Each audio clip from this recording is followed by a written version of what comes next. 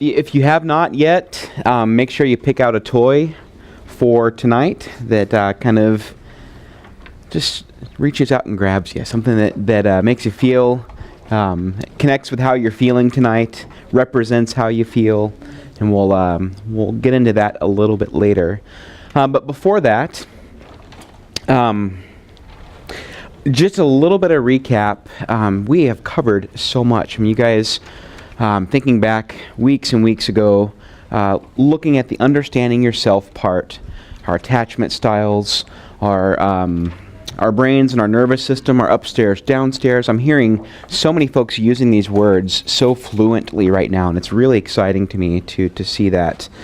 We covered a lot about understanding our children, trauma, and and then we just finished up the collaborative problem solving, how to solve problems with our kids and continue to build connection, continue to build attachment, and also continue to help our kids build some of the skills that they might be missing. I've had some really good conversations over the last week with some folks from this class and some from others, just about the ideas around collaborative problem solving, the whole kids do well if they can thing, the whole plans A, B, and C, lagging skills. And just as I sent out an email, I think you probably all received it this past week, explaining that there is, if collaborative problem solving is something that you like and would like to learn more about, there is a fantastic group, actually a couple of groups in town. The one I'm most familiar with is over at the Child Center. OFSN also does a group that's really similar. Both of those groups are about 10 weeks long as well.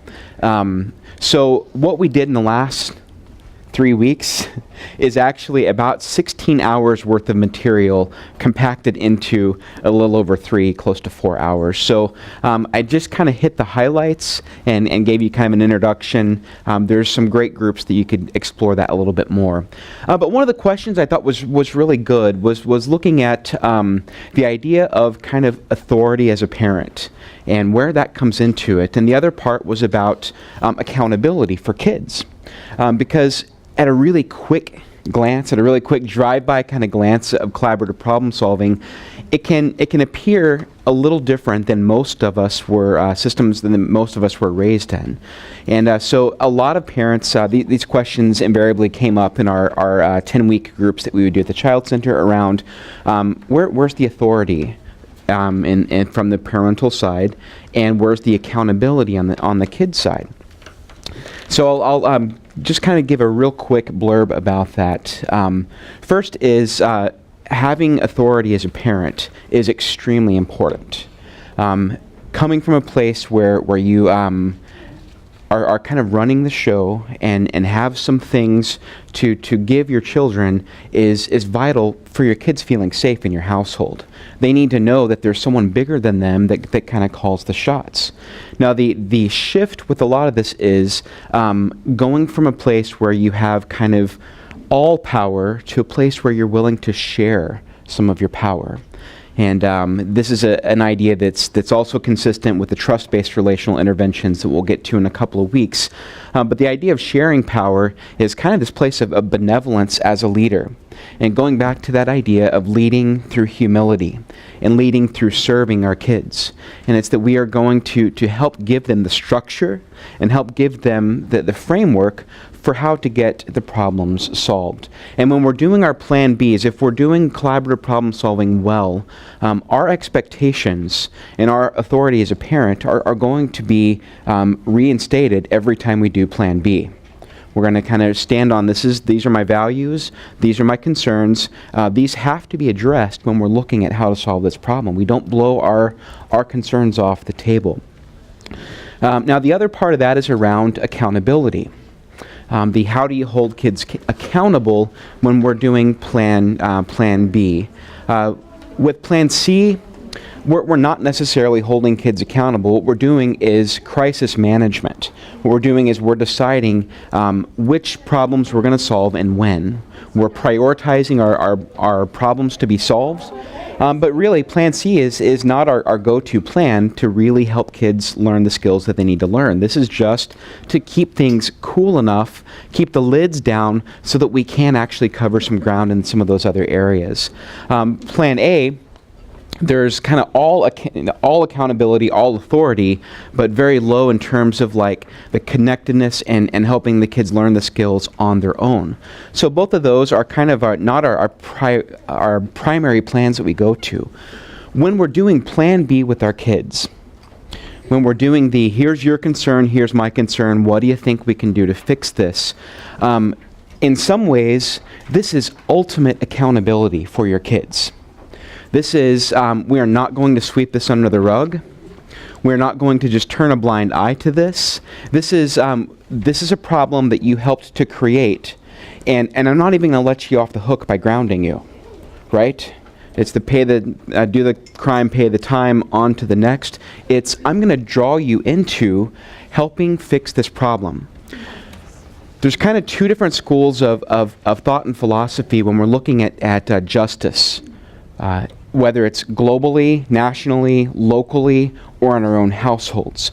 There's an idea of punitive justice, which means you did something and we're gonna punish you for it, which has it's a way to ensure that there's some accountability that's there. We're not going to turn a blind eye. There's crime and there's punishment. Another philosophy of justice is restorative justice, and this is you've broken something and you're going to have a hand in helping to fix this. We're going to bring you into the situation that was broken, and you're going to be the one that helps make repairs. This is absolute ultimate accountability for your kids, because they have to face the very situation that they helped to break, and that they helped to create some of the chaos and the problems with. So we're going to bring them right into that, and what a system this is to bring our kids into. To say, hey, when something's broken, whose job is it to fix it? It's mine, right? And this also lets kids know that when there are breaks in the relationship, there is a place for repair. And there is a place for things to come back into a place of wholeness, which is really kind of what we're shooting for. So if you have any other questions about kind of the authority that we have with our collaborative problem solving, or any questions about kind of holding kids accountable, feel free to ask me either after class or during a break, or even through the emails or things that we send back and forth. That being said, any other questions, or anyone try some Plan Bs over the last week? Anything you'd like to share? Yeah. I saw a hand go up. Yeah, be careful. It was me. You were right. It's tough. It's tough for me to think about what I'm going to say. Sure. And stay present in what they're saying. Mm-hmm. And I will say, my son, who sat in the hallway last week, we were driving home and I utilized it. Nice. And he said, "Mom, I think this class is working." Because hey, cool. I think if I had said something like this before, he might have got upset with me. But I feel like we're talking about it. Awesome. And I feel like you've heard me. How about that? So it was really nice. Oh, that's beautiful. Thank you for sharing that. Yeah, those are great to hear. Those sorts of phrases are what you're looking for. I thought it was going to be this, but it ended up, I felt listened to, I felt heard. I think we're solving something here. I had even my own kiddo, we had a Plan B about screen times recently, and after we were done, her quote was something like, "Dad, I thought this was going to be one of those things where you tell me how bad screens are and how awful screen time is, but this felt really different than that, and I think we can really do this." So it was like, yeah, well, okay, that's, whew, boy, enough bad dad moments. A good dad moment, I will cherish that, yes, because we all have them, Any other thoughts? Or, yes? I have a question. Sure. Is this something that could really be applied to a child that's like 2 or 3 who's just starting to learn to talk? In the literature and in the kind of the norming of it, they say like 3 is about the bare minimum. Just because of verbal skills and even some of the theory of mind stuff, that being able to see your perspective is still kind of on the verge for a 3-year-old. What would that look like for a 3-year-old? A lot of structuring for them. Instead of what's your concern, it's like the difference between like an essay test and a multiple choice test. It's what's your concern, here you go. Looks like this was hard for you. What do you think's going on? And honestly, this can work even with kids that are older than 3. If language processing is a primary lagging skill, you're going to have to help build that for them. I wonder if it was this, or this, or this. I wonder if you're feeling frustrated, or scared, or sad. So kind of give some choices for them, so you're building kind of that scaffolding for them to be able to do that. I've even had kids like draw pictures doing Plan Bs. It's awesome. I mean, you can say, what do you think happened? Kind of show me what was going on here. You can be as creative as you'd like to be with it, but yeah, absolutely meeting them on their level. Also with younger ones too, we have to be really careful with some of our solutions that they're actually doable. And that they have the skills to be able to follow through. We don't want to set them up for failure if it's something that they're just not going to be able to follow through with. That being said, sometimes you will give it a try, and through the failure, you'll come up with a brand new problem to be solved, which was actually what needed to be solved all along. So it's investigative, it's explorative. I think I handed out actually the Plan B planning sheets last week. Use those. They're great to use. I use them in my therapy sessions. You can download them on the True Insight Parent website. You can make copies of it. Those are for you to use, especially as you're kind of building the language of how to do your Plan Bs. Now, another thing I'll do is if I don't have my big fancy pre-done internet-worthy piece of paper there, what I'll do is sometimes just get a sheet of just white paper, just printer paper, whatever, and just draw 2 lines like this. And this is my Plan B planning sheet. Just paper on its side, 1 column, 2 columns, 3 columns. On my first column, I have kids' concern. So I can actually have them do it, I can do it for them, I can draw a picture, whatever. But in this column, I'm going to write down what they're doing. This does not have to be magic. It doesn't have to be a trick that you're playing on the kid. It can be so transparent, this process is. And for some kids that are really visual, this is kind of helpful. So you put one concern over here, then we have the other concern, parent concern, over here. And this is where you want to be ready for it. You think ahead, you plan ahead. What is your concern over here? What do you think goes in the middle? There you go. So we're going to have all these solutions here, as many as we can come up with. We're going to be creative, we're going to be silly, we're going to brainstorm. We're not going to stop the process by even judging the ideas at first. We're going to have a list here, and if you've done it visually like this, you can actually kind of look over here. Hey, does this meet your concerns? This looks like a solution. I'm not sure if it meets your concerns or not. Does it? And then you're helping them kind of do some evaluation, some investigation. Then you pull it over here. Does this meet my concern? Does this meet both concerns here? And if we got a winner, hey, let's give this a try. Let's see if this works.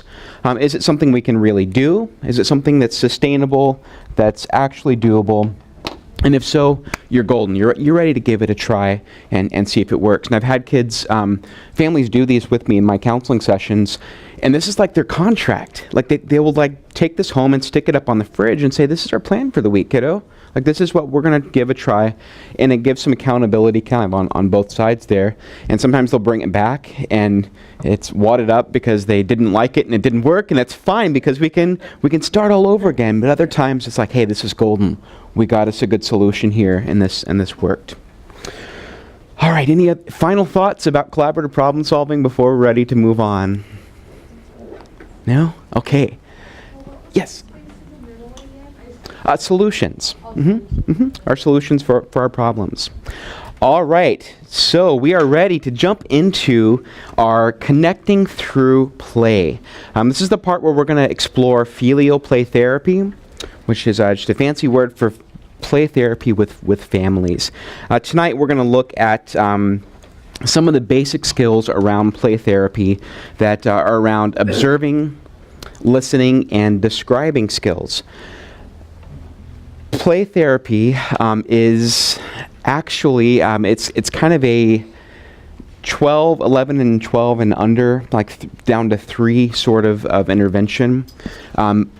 So we're going to talk about kind of the absolute, specifics of what play therapy is, but these things that we talk about, these skills, are actually transferable for kids who are much, much older than 12 as well. So if you have kids who are 12 and under, some of this is going to be really, really specific. If you have kids who are above 12, the same sorts of skills, you will find ways to apply these in other areas.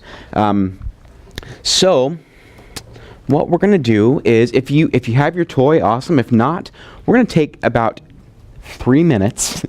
And if you don't have a toy, there's a whole selection of toys over here. This is our first activity for tonight. You're going to find a toy that represents how you feel tonight. Then come back to your chair and just talk to someone around you, someone close by you, about the toy that you picked and why that represents how you're feeling tonight. So go for it.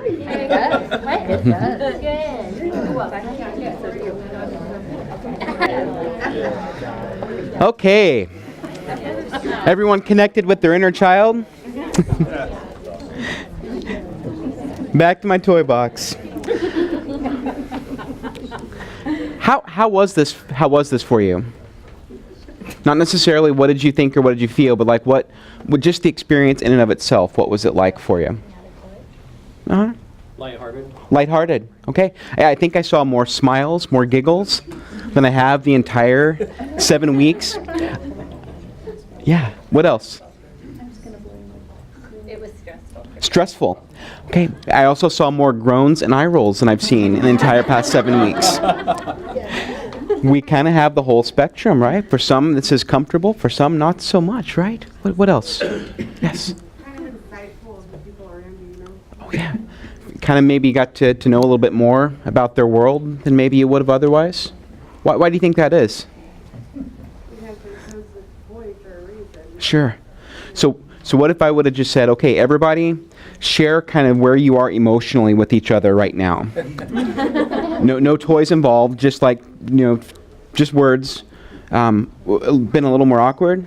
Mm-hmm. And the toy is kind of a vehicle, right? It kind of cuts through some of the tension, kind of cuts through some of the awkwardness. And you guys were, as old as all of you are, playing. You were playing with each other, which was pretty awesome. Yeah. Any other thoughts? Any reflections on the activity? Okay. So what I did was kind of create a meaningful experience for connection for all of you right now. When we're looking at play therapy, that's what this is all about, is creating intentional, regular, meaningful moments of connections between you and your child. This is allowing space for your child to take the lead and introduce you into their world. And that's what all of you did with each other tonight, was you were able to take some lead and be able to invite someone else into even just a little piece of your world tonight through this means of play, through being able to connect with your kiddo. So filial play therapy is actually an evidence-based practice. It's very researched. There's a whole website devoted to all of the research studies that they've done on just how effective this is with kids, treating all sorts of emotional and behavioral difficulties, but also increasing connection between child and parent. The style of it that we were all trained in over at CAFA is actually called CPRT. It's Child-Parent Relationship Therapy. Imagine that. What we're doing is trying to create meaningful spaces for children and their parents to build in their relationships. It's kind of normed for, again, like ages 3 through 12. And what it looks like is you carve out some time. One parent and one child carve out around half an hour once a week to have a regular, meaningful play experience with your kid. We're going to get into kind of the nuts and bolts of what that actually looks like next week. But before we get to that, we're just going to look at the ingredients of how you actually make this work. What do you do during that time? So don't worry about too much of the structure of it just yet. Just look at what do you do when you're with your kid to be able to promote the idea of I see you, I'm connecting with you, and allowing them the space to invite you into their world and let you know what's going on from their perspective. So for kids 3 to 12, it is like a literal playtime. They call them special playtimes, where you schedule with your kid like a little play date for you and your child to be able to connect and really do this intentional play activity where they are taking the absolute lead in what's going on, and you're just there to follow and observe and describe and connect with the kiddo. So with our 12 and unders, playing with the toys, imaginative play, those are the kinds of things that we're going to do. The kind of toys that you looked at all through right there, those are what I use. And that's what I recommend parents to use. And we'll actually even next week look at lists of toys that you should get to have for your kids during these times. But what about our 13 and ups? If it's not playing with toys, makeup, cell phones, what else? What are some ways we could create meaningful moments of connection and attention with our 13 and ups? Football, basketball, yes. Sports, outdoor activities, yes. Say a little bit more about outdoor activities. What exactly? Fishing. Hiking, yeah. Sure. What's that? Picking mushrooms. Picking mushrooms, sure. Absolutely. Anything that they are interested in.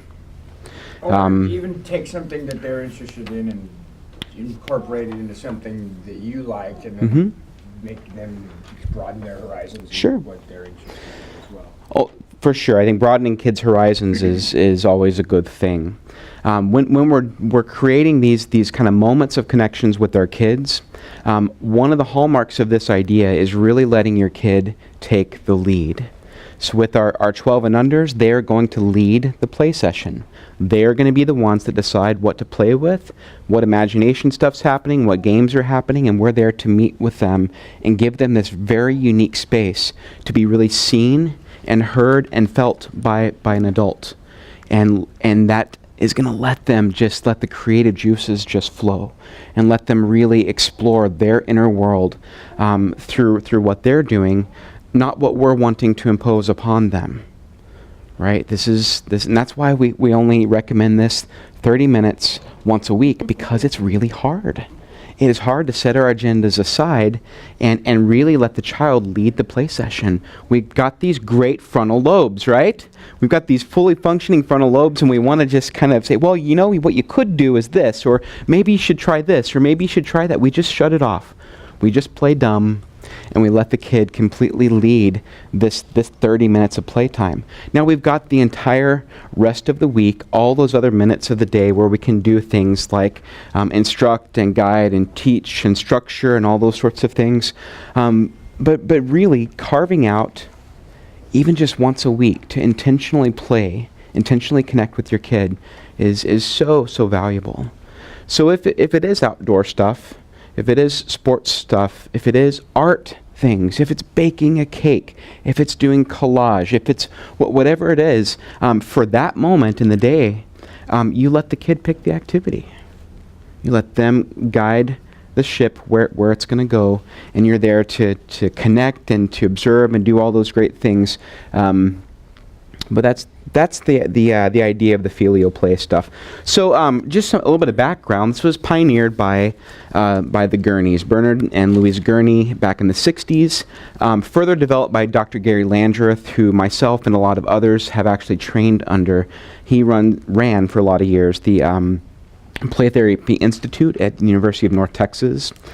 And there's they've done Sue Bratton is actually part of that now also, and we just got trained by her. Some of us did a few months back, and it's just so exciting to see just the research coming out of this and saying, wow, who knew that parents carving out a half hour of their week once a week to intentionally play with their kids had this much value, and actually created such positive connections with the kiddo. So the Gurneys actually, they birthed a lot of this idea out of kind of the play therapy movement.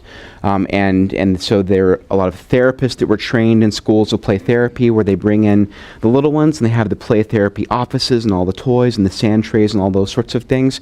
And they had this kind of light bulb moment there where they said, For one thing, there's just not enough therapists to go around. We kind of would hope that more kids would have this experience. And another thing they thought was, wow, how much more meaningful could this be if it was a child and their parent doing this, rather than a child and a therapist who they have this kind of surrogate relationship with for a short amount of time, and then they go on throughout their lives.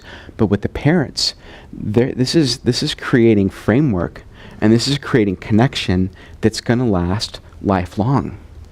And these are the kinds of moments, and probably all of you have had these with your kids in one way or another, where it's like just this playful moment that you had that is just absolutely lodged in their brain, and they hold it dear to their heart, and they will no matter how old they are.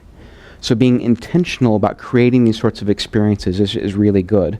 So what they did was they designed this whole kind of model of teaching parents a lot of the skills that play therapists would use in order to provide healthy, safe, creative, healing, and expressive experiences for kids.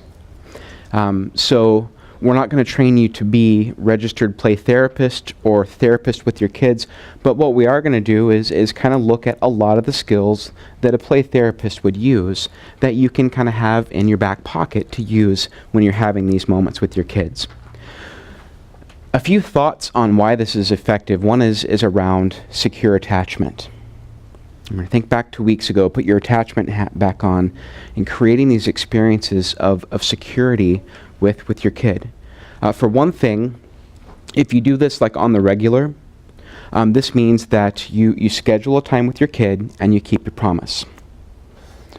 What this does is that says, my parents expressed this to me, I heard it, and they followed through, which is moving towards earned security, right? This is moving more towards a secure kind of attachment with your kiddo. They're also having these moments where they feel like they can express themselves in a way that's actually heard and understood. Because we're going to teach you how to do that. Do all this reflecting and all this tracking and all these things where we really learn to just pay absolute attention to what our kids are doing. And when that happens, they feel secure. They feel like someone knows them. Like all this stuff that's going on in my inner world all the time, someone else is finally seeing this. And this is really, really helpful. Now, this is also a moment where our kids may work through some things that are really hard, some things that are challenging. And you mentioned with the toys that made it a little bit easier even to talk about how your day is going with a stranger. For kiddos, sometimes play is language for things that words can't express. There may be hurts, there may be trauma, there may be difficulty that's going on in the hearts and in the minds of these children, and they don't even have the vocabulary. For adults, sometimes it's hard to put language on trauma. This stuff just doesn't make sense. Things that are just too horrific for us to really put words on. So think about our 3, 4, 5, 10, 11, 12-year-olds that are carrying around a lot of this stuff. So being able to have a moment where they can kind of work through some of those things is super helpful. This also gives some space for the brain to grow. As our kids are developing their frontal lobes, they're going to play through a lot of like cause and effect sort of things, a lot of anticipating consequences of actions, that if I tip this over, what happens next? So some of the like executive sorts of skills, even some of the emotional regulation skills and the language processing skills, being able to work through with toys what some of those feelings are is helpful to brain growth. And then, you're going to be there to kind of be tracking and explaining what you see happening, kind of becoming the narrator of their play. And so they might actually even build in some emotional vocabulary through their playtime, because you're going to be reflecting a lot of these things to them. So it moves towards secure attachment, builds some brain growth. I've got a little video here, I think from Sue Bratton's website, that this is going to kind of give it a little example of what we're talking about here. Mental health plays an essential role in children's overall well-being. It's fundamentally related to their physical health and their ability to succeed in school and in society. Both physical and mental health affect how we think, feel, and act on the inside and outside. Children experience anxiety and depression just the way adults do. They also experience serious mental health disorders like bipolar disorder or schizophrenia. But one of the things that's unique about children is they are undergoing continuous rapid development. And so serious mental health problems can interfere with that progress. Adults often assume children will grow out of it, where in fact early intervention can prevent the problems from becoming more serious later on. It's important to address problems early, before they become more serious and more difficult to treat. Play therapy is one of the primary interventions licensed mental health professionals use to help children express and resolve their difficulties.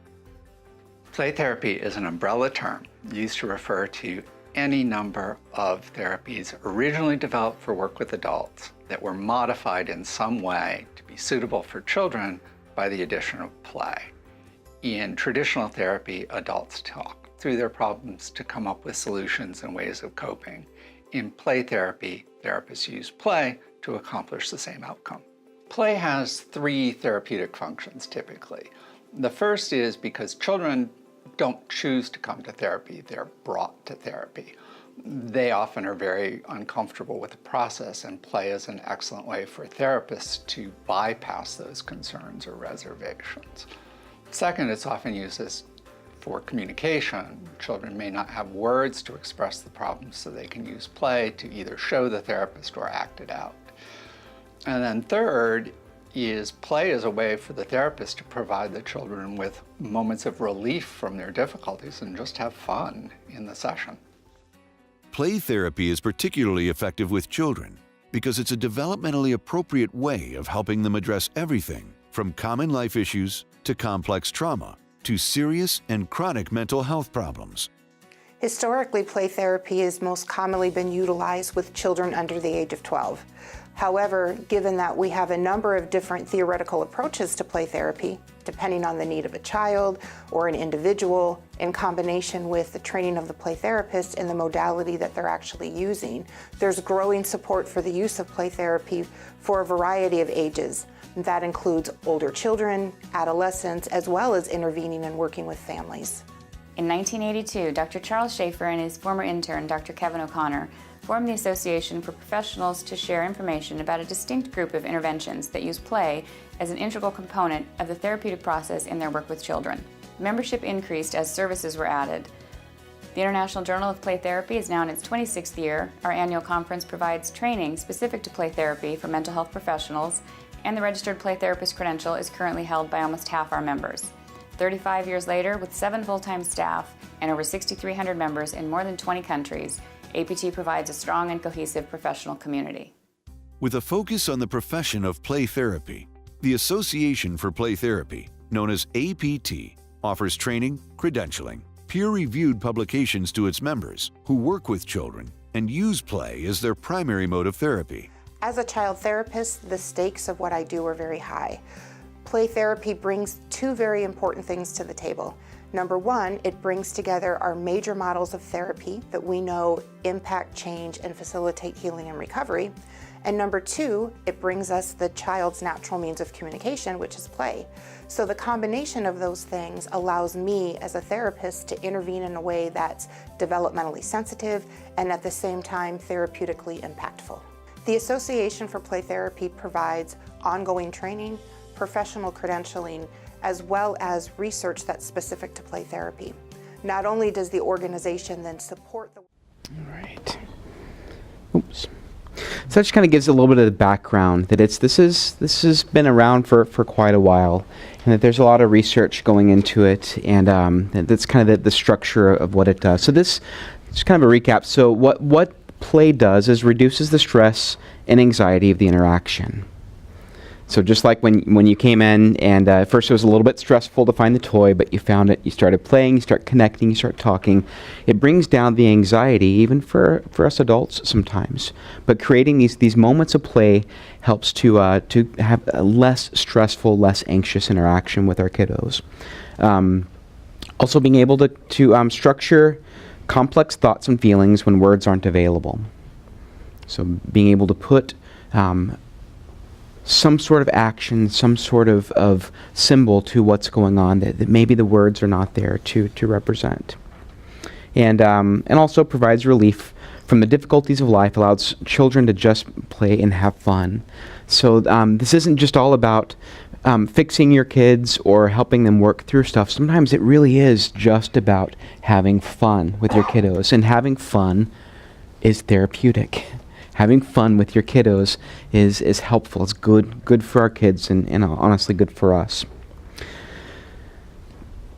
So they mentioned this phrase also. This is one of the core kind of values with play therapy, is that play is a child's first natural language. So they say like fish swim and monkeys climb trees and children play. It's just what they do. This is the first thing that's just so very natural. And when you've seen this process in your kids, it's like not like you have to really teach them a whole lot of play. They just kind of emerge into it with other kids. You see this on the playgrounds or in your classrooms, or even at home. It's like anything can become a toy to a kid. So understanding this is their first natural language is play. So there will be words that they have through play that they may not even have words for otherwise. Any thoughts, any questions about play therapy before we move forward? Yeah. Yeah, it's interesting that you're speaking about this, because I spent myself, good portion of 4 or 5 years at a place called Jasper Mountain Center, specifically a whole entire place designated just to this for impossible children. So that's, wow. And they made you leave when you were 12. So. Yeah. Huh. So it kind of brings up some things for you, huh? Oh, just yeah. Sure. Yeah. My daughter's only 5 months, but she likes to play with her hands a lot. Mhm. Like, she likes to suck on them and slobber on them, and she likes to play with toys, like soft toys and Sure. weird things that make noises. But And you didn't even teach her how to do that, did you? No. They'll find things and explore. It's like she'll take my hand and grab it. Like, she has a pretty good grip on things. So when she grabs something, like it's stuck there until Yeah. she releases it. And she'll take my hand and she'll try to suck on it. And so I'll just give her hand because. Well, she's looking for someone looking back for her. Yeah. You know, and every time, we call these like bids for attention, whether it's an infant or a 5-year-old or a 16-year-old, learning to become attentive to those bids for attention. That's the serve and return, right? And being able to engage with our kids through play is part of the serve and return thing that we're able to do. Awesome. Awesome. Any other questions about play therapy? Okay. So we're going to dig into the ingredients. So this is kind of the, if you could build it all together, break it apart. These are the things that you actually do when you're having your special connected times with your kids. Whether they're 12 and unders and it's the toys, or it's 13 and up and it's some other kind of activity. The first one is listening. Learning to become a good listener. When we're engaging with our kids and they're playing, we have to tune our ears in. We have to listen very, very closely, maybe more closely than we do any other time of the week. This is why, again, we recommend 30 minutes, because it's hard. It can be really challenging to tune out all of the mental chatter that we have, and the groceries that we need to buy, and that bill that we forgot to pay, and all of that stuff that's just swirling around. Listening, it's a skill. It is an absolute skill to learn. It's something that you can actually get better at with practicing. Anyone have any ideas? What is like a good listener to you? Someone that you feel like is a good listener. What kind of qualities do they exhibit? Eye contact. Eye contact, yes. So you know I'm listening to you, right?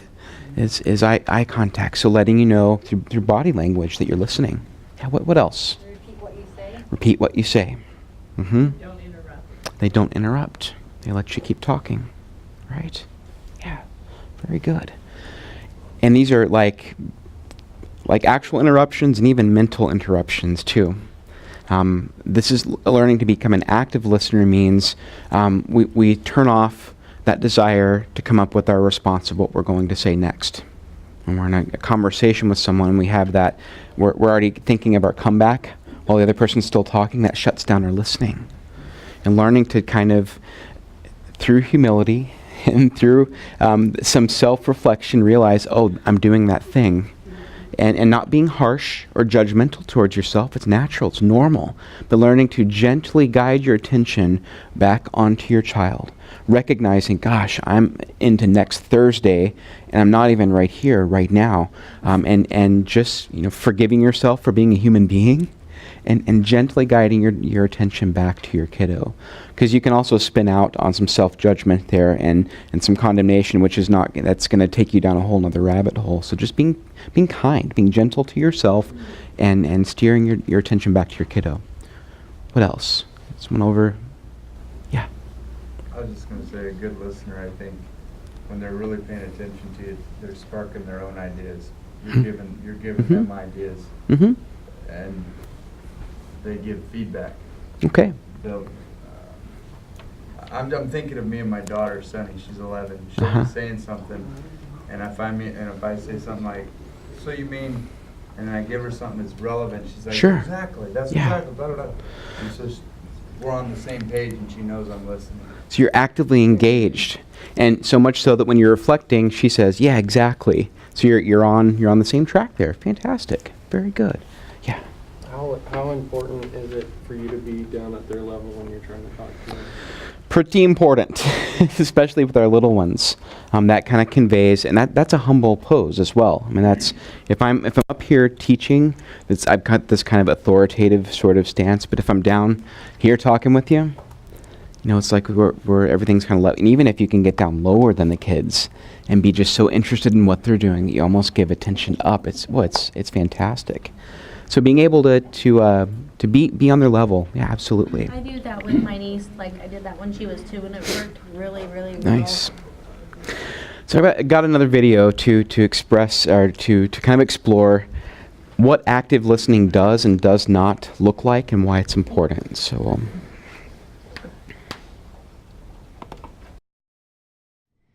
It's just there's all this pressure, And sometimes it feels like it's right up on me, and I can just feel it, like literally feel it in my head, and it's relentless, and I don't know if it's going to stop. I mean, that's the thing that scares me the most, is that I don't know if it's ever going to stop. Yeah. Well, you do have a nail in your head. It is not about the nail. Are you sure? Because, I'll bet if we got that out of there... Stop trying to fix it. No, I'm not trying to fix it. I'm just pointing out that maybe the nail is causing... You always do this. You always try to fix things when what I really need is for you to just listen. Yeah, see, I don't think that is what you need. I think what you need is to get the nail See, you're out. not even listening now. Okay, fine. I will listen. Fine. It's just... Sometimes it's like there's this achy... I don't know what it is. And I'm not sleeping very well at all. And all my sweaters are snagged. All of them. Yeah, that sounds really hard. It is. Thank you. Ow! Oh, come on. Ow. If you would just... Don't...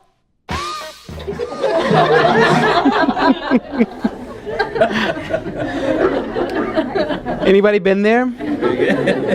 Both sides had that thing where you just want to be heard, right? And it's like they jump into fixing, which just shuts down, the listening part. Or on the other side where you just know that, and it's hard not to point out the nail sometimes, isn't it? Because you know that all they need is to, but think about this for our kids.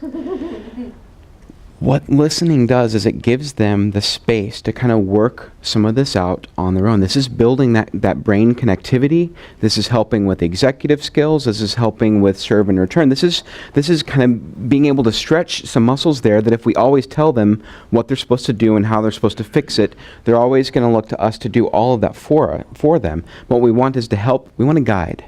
We want to be there. We want to listen, give them the space to get there. So here's some ingredients for active listening. Empathy. we watched the video last week about empathy versus sympathy, and that idea that with empathy, we're not saying, poor you, sucks to be you. What we're really doing is trying to feel what the other person's feeling, putting yourself in their shoes. I like to say it like seeing the world through their eyes. So when we're doing our listening, trying to connect on a really emotional level. You know that you're you and they're them, but it's like, but what if I was in that spot? How would I feel if I was in that moment? And kind of coming to that sacred space of empathy, we're able to see the world through their eyes. So as they're playing with their toys, or as they're working through things that are frustrating, or whatever it is, you're there to show them that empathy. The next one is resisting the urge to fix or change. I won't say do this forever. There are times when, as a parent, you do want to step in and help fix and actually help change certain things. When we're having our special connected moments, our special play times, or our special play dates with our kiddos, letting them lead this is really important.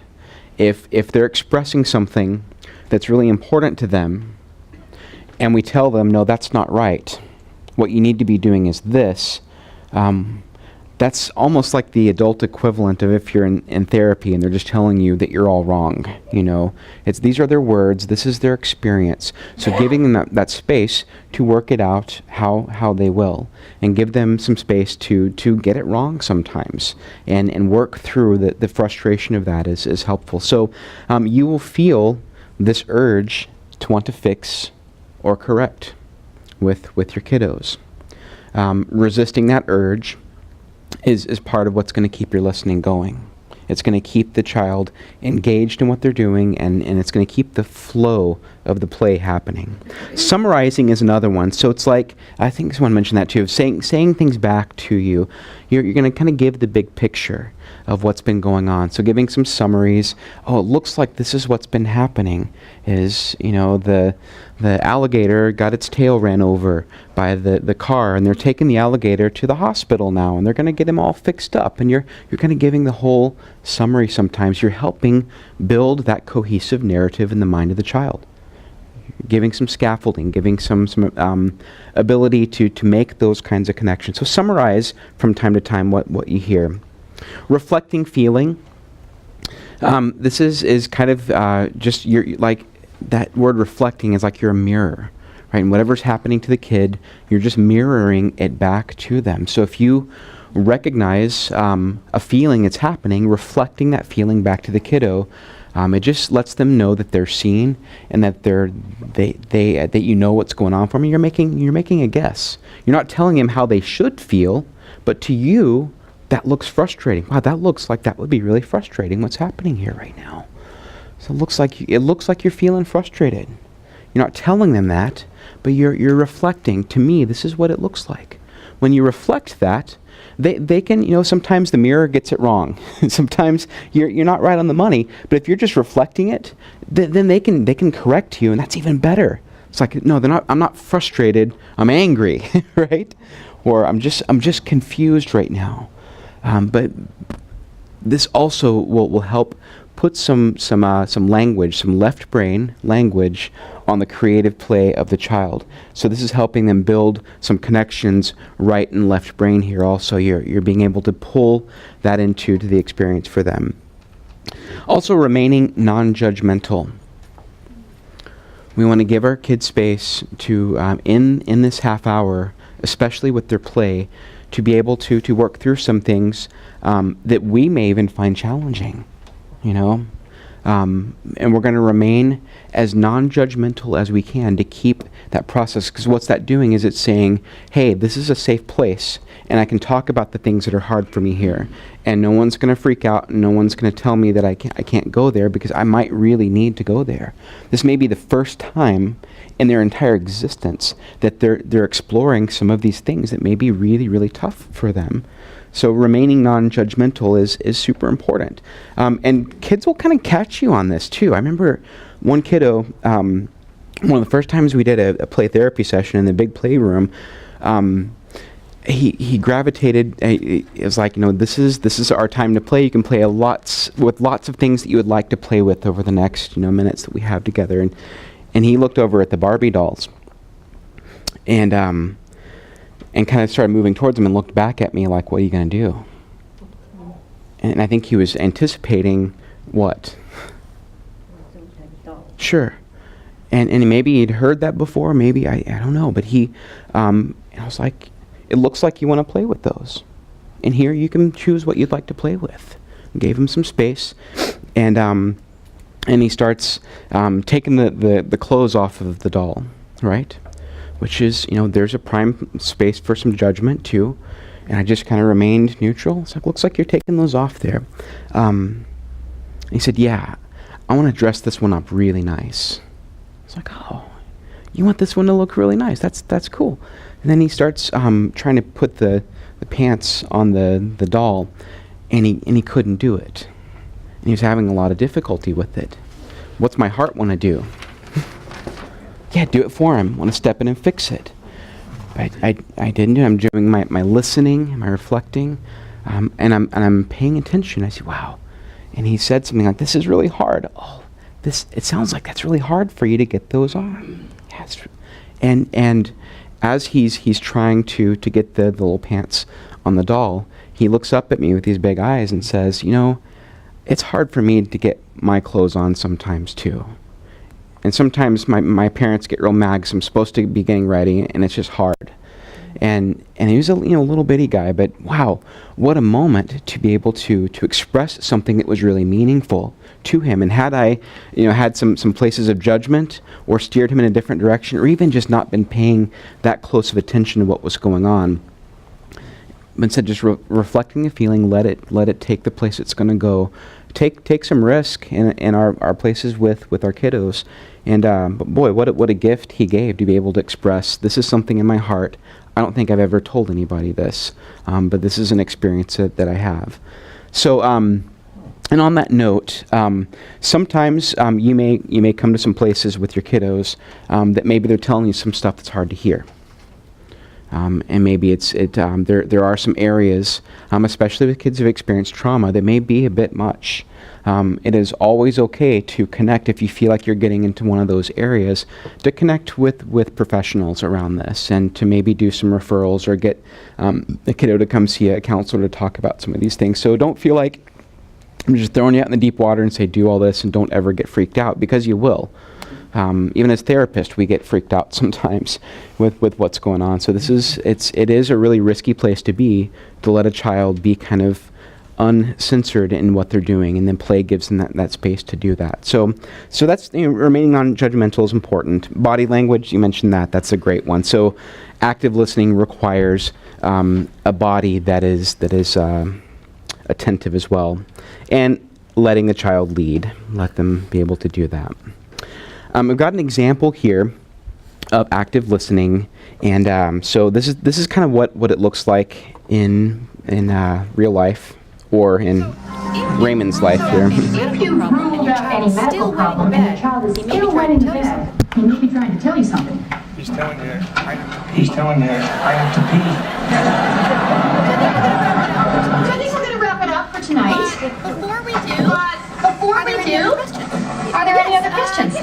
Yes, Dipper. we have a 6-year-old We have a 6-year-old daughter, and she's a great kid.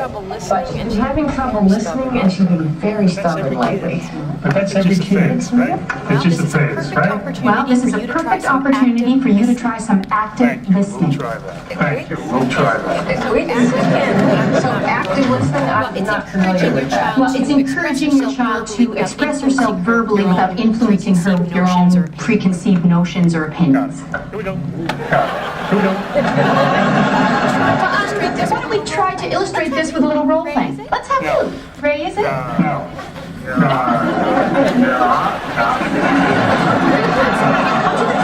Why don't you go?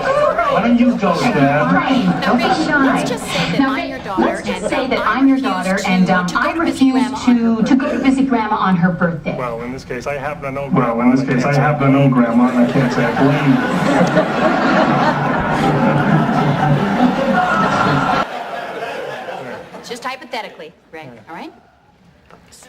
Now, let's just say, Ray, that you want to get from your daughter what she's really feeling. Go ahead. Do it. Okay, daughter, you have to go to Grandma's house. I'm not going. Well, you have to go. It's her birthday. I hate when you make me do things. Look, I'm not making you go, okay? It's Grandma's birthday. There aren't going to be many more of them. Oh.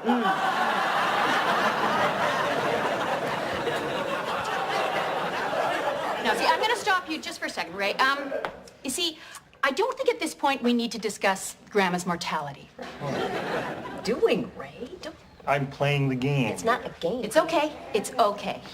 Ray, if I say to you, I hate when you make me do things, perhaps you could acknowledge my feelings by saying something like, you feel you don't have any control over our plans. You understand? That doesn't sound like something I would say.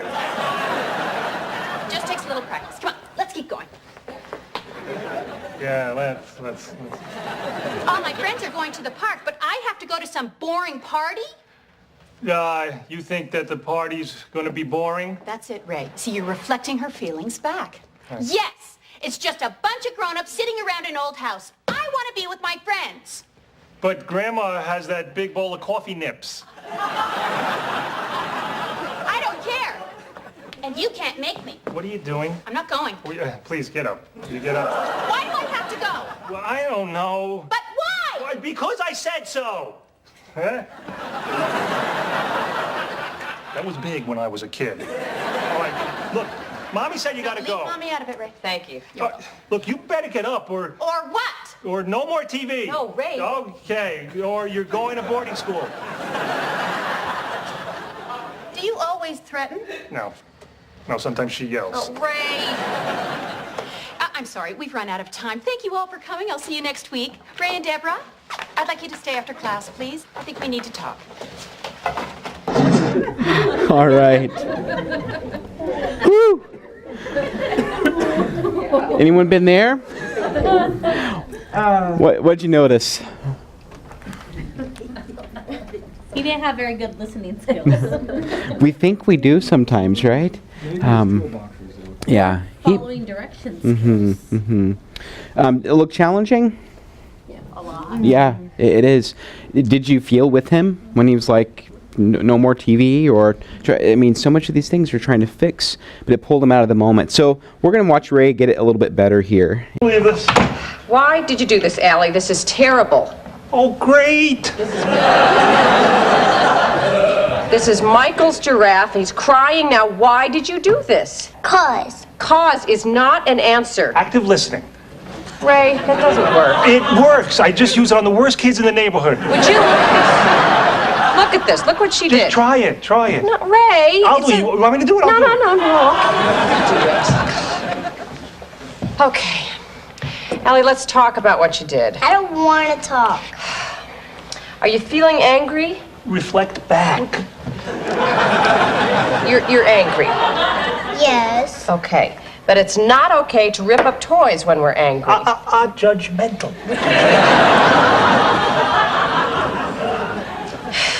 You are angry because...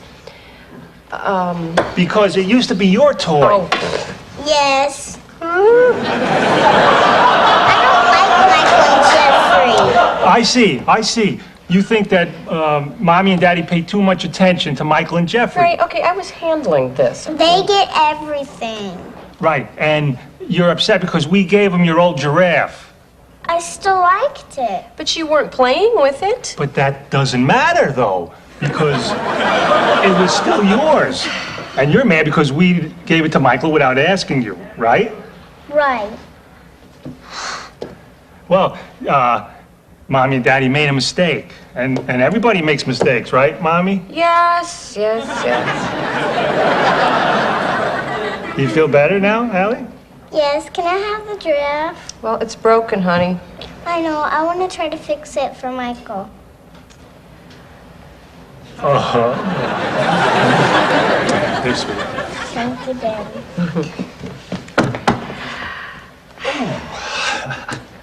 See what I did there? Yeah. Can't believe it. It's pretty amazing. You did it. Anything else need taken care of while I'm around here? No. What? What's the matter? Nothing with you, obviously. Don't go by me. I'm a natural. Don't worry, you'll get it. Oh, look. Don't act so proud of yourself. Listen, if I hadn't dragged you to that stupid class, you'd still be standing there going, hey, no TV. You're feeling inadequate because I mastered it before you. Oh, don't give me that active listening crap. Where do you get off listening to me? Never happened again.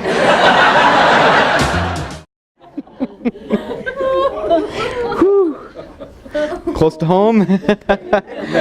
Yeah, I mean, it really, be careful with your active listening. Yeah, it can be tough. So if Raymond can do it, you can do it, right? Go back to that. But it's nice to be able to see it in action, and how easy it is to slip into judgment or slip into problem solving, and how it really does take some training of ourselves to remain in that place where we're really, really listening. So listening is the first ingredient. The second one is observation or observing. So learning to really attend to what's going on. This is learning to shut out all of kind of our visual shiny that are around us and be able to really, really focus on exactly what's going on for our kiddos. So Gary Landreth talks about these, he calls them the being with attitudes. The first one is this promotes observation, that I'm here. I'm like physically in front of you. I'm here with you. Promoting that through your observation, your eyes, your ears, your whole being is generating, I'm here with you. Also that I care. You're seeing the things that the kids are doing. You're observing every little detail of what's going on. That promotes, I care. I hear you. I understand. So we're going to put some connection. I think you mentioned over there of like when you're engaging with your kid and you're listening and you make these really cool connections, that's part of letting them know that you understand. Even if they pick up a fire truck and are moving it across the carpet, you demonstrating, I see that you've got that thing and it's going across there. You're letting them know through your observations that you are with them and that you understand what's happening and that you see every little detail of what's going on. Also, it promotes your eyes, your toes, and your nose should follow everywhere the child goes. So this is physically showing that you're observing. The eye contact thing that you mentioned, but even just your body presence. If I'm paying attention to you, but I'm kind of like, kind of doing my own thing, or maybe on my phone or whatever, this is a totally different posture. And really training yourself. That's why he mentions the eyes, the nose, and the toes all need to line up. That's just something to kind of keep your brain focused on being exactly where the kid is, because they move around quite a bit too. So move with your kiddos. Make sure those eyes and those toes and the nose are exactly where the kiddo is. So those are the kind of the being with attitudes, showing that you see what's going on. So I hear you, I see you. I'm really, really paying attention to what's going on. And the third one is describe. So listen, observe, describe. Let your language express that you are present with your child. Let your language express that you see what's happening and that you recognize what's going on there. Some ingredients for describing. There's a technique that's called tracking. And we'll actually do some practice with this next week, because it takes some skill. And this is, you kind of become like the commentator or the narrator of what's going on with the kids' play. You're learning to track action by action, this is what I see happening. This is what's going on here. Now this is happening here. What you're doing, especially for our younger kiddos, is you are bringing their inner world to the outside. You're putting some language and some words on what's happening. You're helping build that kind of internal monologue of what's happening, but you're making it external. So you learn to kind of pay attention and make comments every so often while the kids are playing, so that they know that you're still there. And they're not just kind of off in their own world, but you're actually really doing some describing play by play, almost like the old sports announcers. It's like, he's on the 5, he's on the 10, he's that that sort of thing, where you're really describing, kind of giving the play by play for what's going on for the kiddos during their playtime. But also paying attention to how much you do that too. I've actually had a kid tell me, okay, now you stop doing that talking thing. And what do? You want me to stop talking right now. Active listening. I gotcha. We're good. And what's funny was, like, a few minutes later he said, okay, now you can start doing it again. It's like, yes, this kid's got it. He felt safe, right? He felt safe enough to be able to express, and that's what you want, is like, and what he was kind of letting me know was that the talking part was a little too much for him in that moment, for whatever reason, that this is too much, whether it's the intensity of the play or the concentration. And he let me know, this is too much, and I need some space. And I'm like, I'm right there with you, buddy. I understand. I care. And then when he said, okay, now you can start doing that talking thing, he knew that he could ask me, that he felt good enough to be able to do that, which is super, super cool. Comments, not questions, and our observations. Gary Landreth is like the enforcer Gestapo around not asking questions. He has very harsh words for all of his graduate students if he ever catches them making questions instead of comments. And his advice is, anything that you could ask a question about, you can make a comment about instead. Again, this isn't for ever and ever. This is during that 30 minutes that you're with your kid intentionally once a week, one-on-one. Comments, not questions, keeps the child in the lead. If I start asking questions, I turn the attention and the focus to me. I want to know this. I want to know that. And I'm telling you to stop you doing what you're doing and tell me something, because I want to know that now.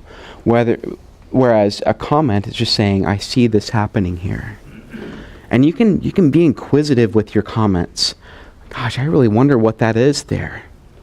Because you're not asking them, and if they pick up on it and they want to talk about it, they can, but you're not making any demands of them in that moment. You're just letting the play continue. Comments, not questions. This is one of those things that you get better at with practice. It's tough to start off with. And limiting it to a short amount of time is a good thing to do to get it started. Comment to reflect feelings. This is what you saw in the video there, being able to just reflect, even you want me to stop talking right now. This looks really uncomfortable. It kind of looks like you're done spending time with me right now. It's not judgment. It's not telling them what they do or don't feel. It's reflecting, or it's, wow, it looks like you are really enjoying yourself. Boy, I see a big smile on your face. I love that one. Being able to put it, I even have kids like feel their faces sometimes. Do you feel that? Wow, that feels like, look at your cheeks and your, man, and being able to just be able to reflect what it is that they're feeling. You're using your left brain logic and your language skills to make a connection. This is what I see happening, and it connects right into the world there. Encouragement versus praise. This is a big one we have to be careful with as well. And we'll probably talk about this a little bit more next week. But what we want to do is we want to encourage the child to keep going. We want to encourage effort. We want to encourage engagement, and not go the praise route of what a good boy, what a great thing you just did here. But wow, look at how much effort you're putting. Wow, look at all the colors you used when you made that drawing for me. Instead of, that's a good drawing. I mean, that's a kind of a value statement, and it's a praise, which sounds kind of nice. But what we want to do is just encourage. Wow, it looks like you worked really hard on that. But look at all those colors that you chose. You made that exactly how you wanted it to be. Look at that.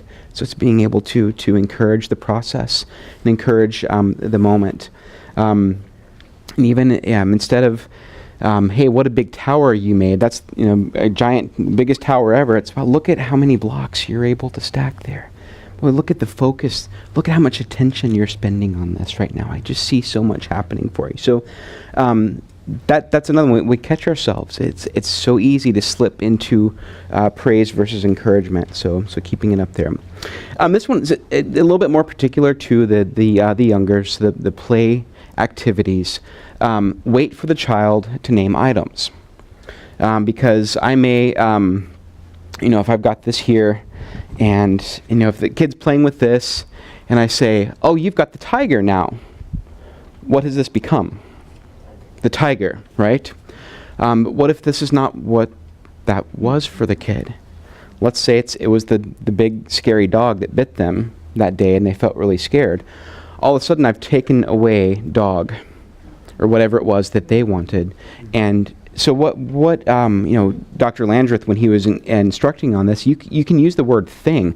Oh, you've got that thing right there. And a lot of times they'll look at you like, it's a tiger, come on. But other times they will name it. It's like, this is a dog. And when they say it's a dog, it is a dog. Like, oh, you've got that dog there, whatever it is.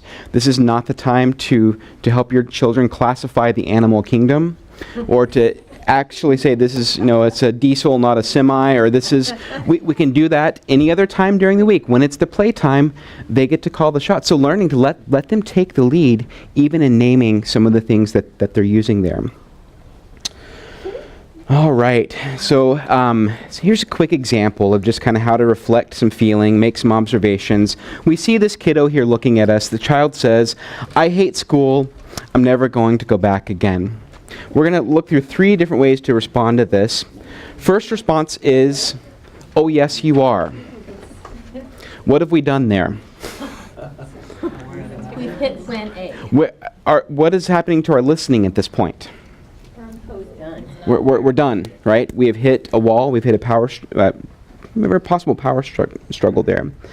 How about, well, I guess I'll call your teacher and figure this out. Sure, doesn't have a say. And do we know anything else about what's going on for this kiddo? We just told him, well, I'm going to go with the adults and we're going to figure this out and we'll get back to you on this. So yeah, you kind of cut him out of the loop there. Which again, maybe there's time for that. But if we were wanting to do some active listening, observing, reflecting a feeling, how about this? Wow, you sound really upset. I wonder if something hard happened today. Where are we with that? That's active listening. We're communicating. We're letting him know, I see you. I hear you. I care. And I'm here to listen, right? And we've set the stage to be able to. So, but it took listening first to what he said, the content. It took some observing, some recognizing of his body language there and his facial expression, and then making a statement that kind of says back to the kid what we see and what's going on there. I like the I statement following the you statement. Yeah, you sound upset. I wonder. Yeah. All right. So quick recap. First, allow time for play and use special play times with your child to build connection, understanding, and attachment. If it happens naturally, great. But also think about scheduling time.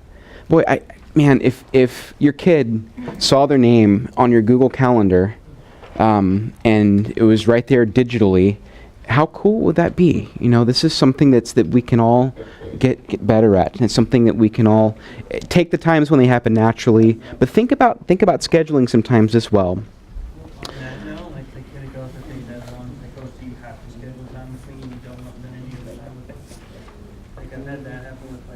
Yeah, sure. So you could just reflect that back to them. You feel like I'm kind of shutting you out, or I'm kind of penciling you in. Yeah. You could pick a time and then spend that time with the child each week at the same regular time, and Sure. not even point it out to them, and then soon it would live in them. Absolutely, you could go that route as well. And it just becomes the rhythm of the week, and this is where which either way, if your kid's more of a structure kid or if your kid is more of an experiential kid, meeting them where they are, and the idea is that we're thinking about it and we're taking time to make that happen. So you use the skills, listen, observe, and describe as often as you can.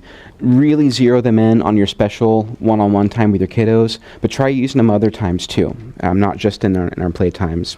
Express the being with attitudes. Get these kind of in your heart that I'm here, I see you, I hear you, I understand, and I care. And let the child lead and resist the urge to problem solve.